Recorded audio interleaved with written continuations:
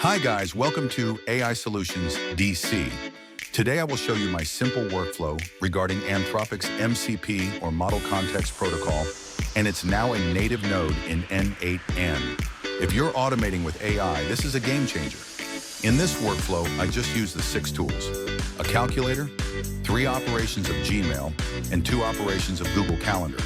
But you can add more tools here like web scraping, your favorite CRM, database, support tickets, and other powerful tools. Since it's built by Anthropic, we can easily run this through Claude Desktop, which means we can connect Claude directly to our workflows and supply it with dynamic and evolving context. Try this out and see for yourself how powerful it is.